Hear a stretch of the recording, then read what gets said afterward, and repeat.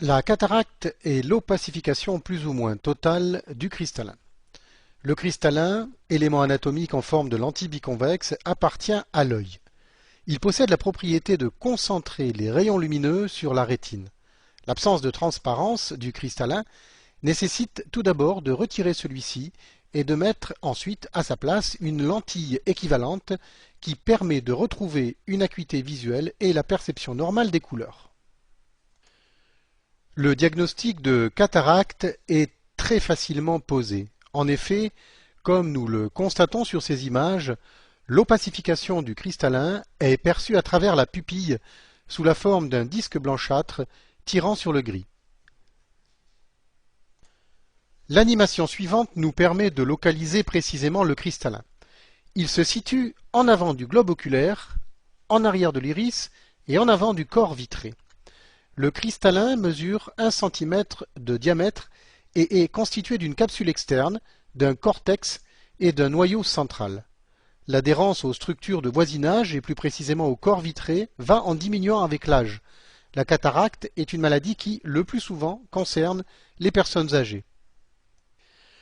À partir d'environ 65 ans, n'importe quel individu est susceptible de souffrir de cataracte. Les causes ne sont pas connues avec certitude, mais les spécialistes en ophtalmologie avancent un ralentissement de la synthèse des protéines qui s'opère à l'intérieur du cristallin, associé à un durcissement du noyau cristallinien. Il existe d'autres causes de cataracte en dehors du vieillissement, comme les traumatismes, un corps étranger, le diabète, une hypoparathyroïdie et certaines maladies neurologiques comme la myotonie de Steinert, l'eczéma, la sclérodermie, la poïkilothermie et l'utilisation de corticoïdes. Signalons également que les fortes myopies, les uvéites, le glaucome et le décollement de la rétine ainsi que les tumeurs intraoculaires peuvent également favoriser l'apparition d'une cataracte. Cette partie de l'animation nous permet de constater la structure interne de la moitié d'un cristallin. Nous constatons une perturbation très importante de l'architecture interne et la présence d'un grand nombre de fibres protéiques rendant le cristallin de plus en plus imperméable à la lumière.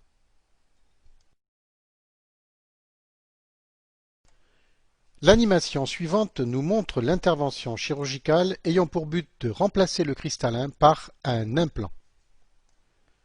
Il est tout d'abord procédé à une dilatation de la pupille en utilisant un collyre contenant de l'atropine, contre-indiqué en cas de glaucome.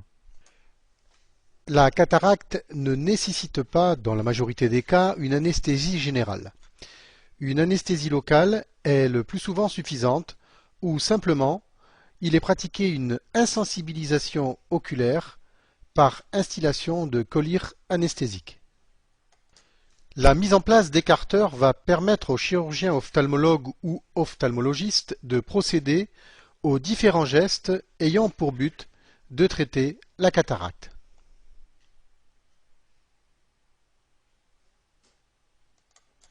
Il procède tout d'abord à une incision en utilisant un couteau de 3,2 mm, ce qui lui permet d'accéder à la chambre antérieure de l'œil.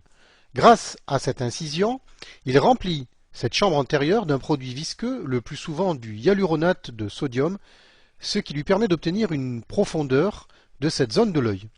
En effet, l'humeur aqueuse, qui est trop fluide, présente une fâcheuse tendance à s'échapper après l'incision cornéenne. L'étape suivante consiste, à l'aide d'une aiguille, à inciser la capsule antérieure du cristallin. Pour les spécialistes, ceci s'appelle une capsulorhexis curviline. Ceci afin d'accéder directement au noyau du cristallin. Ce geste est suivi d'une injection d'humeur aqueuse artificielle, ce qui fait pivoter le noyau à l'intérieur de son sac.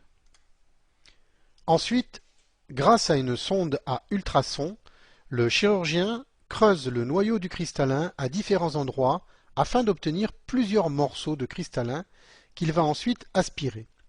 Cette étape porte le nom de phacoémulsification, qui est suivie du cracking. Après avoir fait pénétrer une sonde spéciale, nous allons assister maintenant à l'irrigation, puis à l'aspiration, ainsi que nous le montrent les images qui se déroulent sous nos yeux. Le chirurgien ophtalmologiste peut maintenant procéder à l'implantation d'un cristallin artificiel en quelque sorte.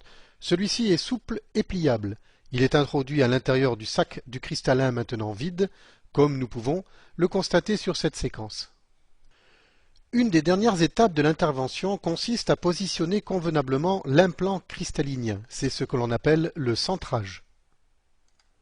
Pour terminer, il ne reste plus qu'à éponger la plaie afin d'assurer une bonne étanchéité de l'incision. Chez certains patients, il est également nécessaire de faire quelques points de suture pour assurer une meilleure étanchéité de cette incision. L'intervention de la cataracte, relativement courte, c'est-à-dire environ une demi-heure, ne nécessite pas d'hospitalisation et permet au patient de rentrer chez lui le jour même, le plus souvent.